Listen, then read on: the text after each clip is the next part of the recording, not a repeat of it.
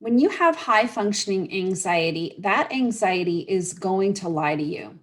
That voice in your head is going to make you so afraid of failure that it is going to run a constant dialogue through your head. And that high functioning anxiety voice is going to tell you things that are not true. It's the anxiety talking, it's not you.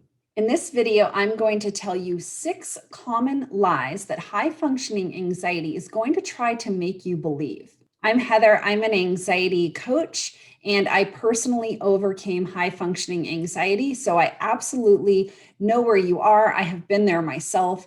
I've had the opportunity to work with hundreds of really high achieving clients who struggled with high functioning anxiety, able to resolve it. So now they feel really, really great in their lives. So let's dive into those 6 lies that high functioning anxiety tells you.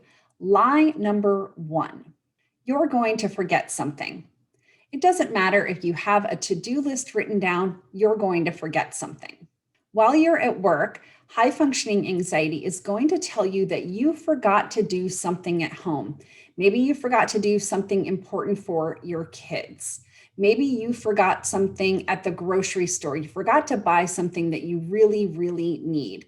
The high functioning anxiety is going to tell you that at home, there is something important that you forgot.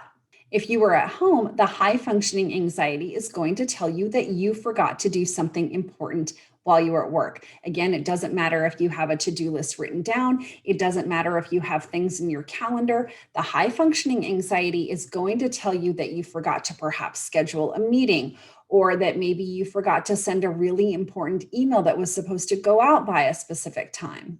The list of things that you may have forgotten, according to high functioning anxiety, is endless. So this lie is going to make you go over that to-do list in your head. Again, it doesn't matter if you have something written down. This lie will make you go over what you have to do in your head because it's telling you that you forgot something, even though you didn't. That brings us to lie number 2. High functioning anxiety is going to tell you that people will see any minor flaw, so you have to make everything perfect. High functioning anxiety is going to make you believe that people have some sort of like almost superpower, like they have X-ray vision where they can see the teeniest, tiniest little flaw. And it will make you believe that you are being judged on whether or not you have achieved perfection at whatever it is that you are doing.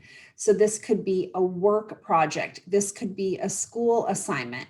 This could be how clean your house is. This could be something about your physical appearance.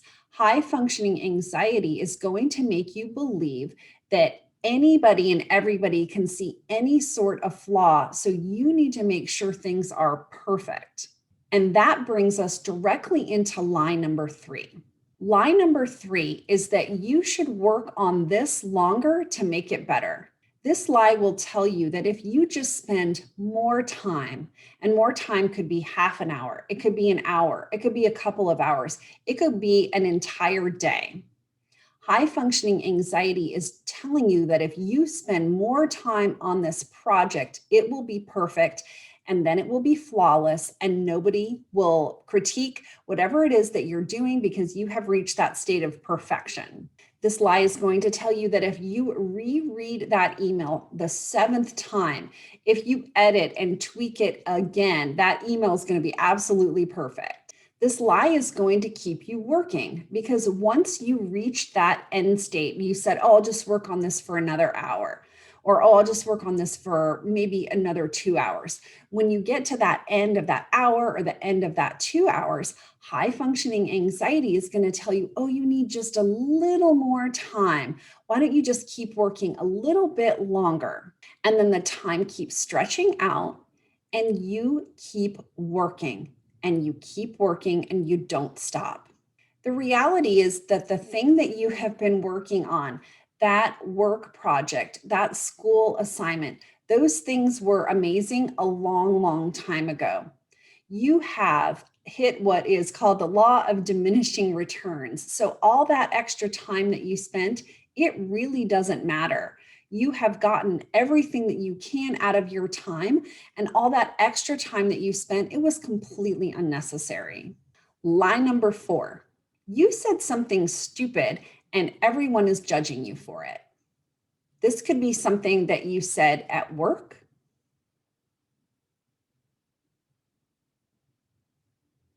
This could be something that you said in front of your friends. This could be something that you said to your family. It doesn't matter who you are with. The high functioning anxiety is going to lie to you, and it is going to tell you that you said something stupid.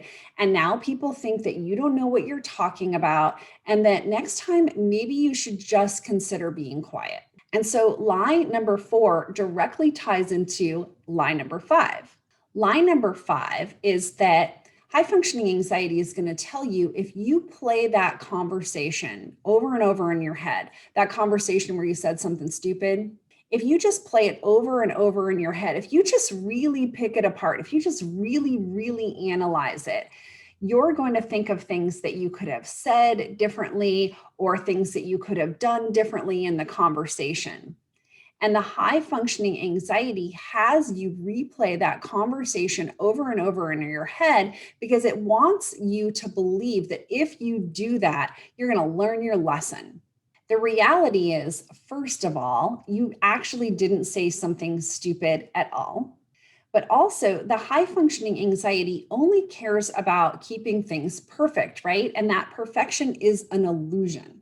And that conversation, it already happened. So you replaying it over and over in your head, you can't change it.